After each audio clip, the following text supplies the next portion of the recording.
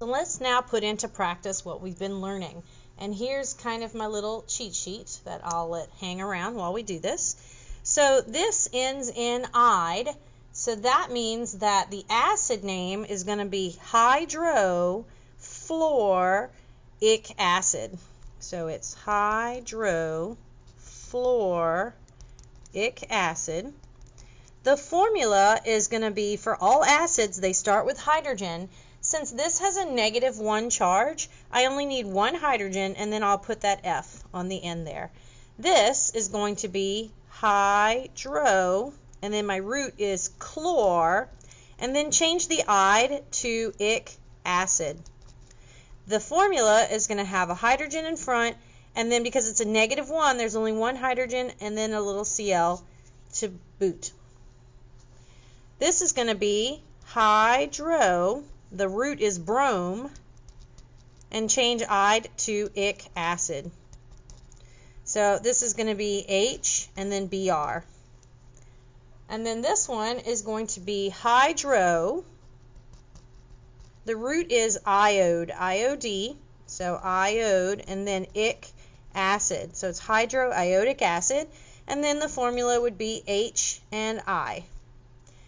Next is, instead of acetate, since it ends in "ate", we're going to change the "ate" to ic acid. So instead of acetate, it's going to be acetic acid. And then the formula, I'm going to put a hydrogen in front, and because it's a -1, I only need one hydrogen, and then I'll just copy the rest, C2H3O2. Okay, this one is going to be, since it ends in "ide", it's going to be hydro, and then the root is cyan, and then I'm going to change the "ide" to ic acid, so hydrocyanic acid. And then I'm going to put an H in front. Since it's a -1, it's just one H followed by Cn.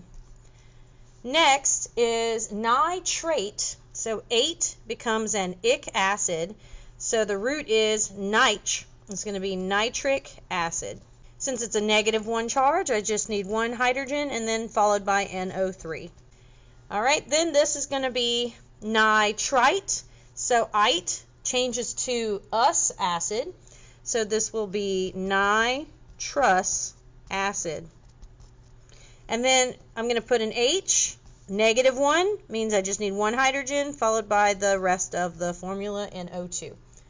This is chlorate, so it's going to be chloric acid. And then -1 means I just need HClO3.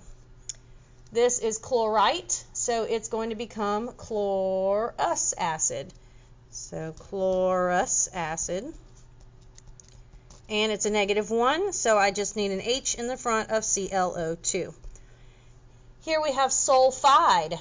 Ide means we're going to have hydro, then the root sulf, but we're going to make it sulfur, and then end it with ic acid. So hydrosulfuric acid. Because there's a -2 charge, that means I need a subscript of 2 next to hydrogen and then the S. And it's really about balancing the charges. Hydrogen's a +1, sulfide's a -2, so that puts a 2 here. Alright, next, carbonate is going to become carbonic acid. And because there's a -2, it's going to be H2 followed by CO3. This is going to be chromic acid. And then there's a -2 there, so it's going to be H2 followed by CrO4. This is sulfate. Sulfate's going to become sulfuric acid. Remember that sulfur and phosphorus, we kind of stretch the names out a little bit more. So instead of sulfic acid, it's sulfuric acid, and it'll be H2SO4. Whereas if I have sulfite, it's going to become sulfurous acid, which will be H2SO3. There's a 2 there because of that -2 right there. Next we have nitride, which is going to be hydronitric acid. Nitride becomes hydronitric acid. And because there's a -3, it's going to be H3N. Phosphide is going to be hydrophosphoric acid. Remember, we stretch it out a little when we have sulfur and phosphorus. Hydrophosphoric acid. And because there's a -3, it's going to be H3P. Next is phosphate, and phosphate is going to become phosphoric acid. Phosphoric acid. I'm going to put an H in the front. It has a -3 charge, so I need 3 hydrogens, and then I'll just copy the PO4. And then phosphite, ite becomes us acid, so this is phosphorus acid. And because there's a -3, it's going to be H3 followed by PO3. Finally, we have the names of the bases and the formula of the base. And so we really only need to worry about the charge for the formula of the base. Remember that all bases are going to have hydroxide, which has a -1 charge. So the name of this base would be lithium hydroxide. And then because lithium has a +1, it'll cancel with hydroxide's -1, so that makes this formula LiOH. This would be sodium hydroxide, and then this would be NaOH. Potassium hydroxide, and that would be KOH. Rubidium hydroxide, and that would be RbOH. Magnesium hydroxide. Now this one's going to be a little bit different because the magnesium has a +2 charge compared to hydroxide's -1. So this formula is going to be MgOH in parentheses subscript of 2. Here we have calcium hydroxide, and that's going to have a formula of CaOH2.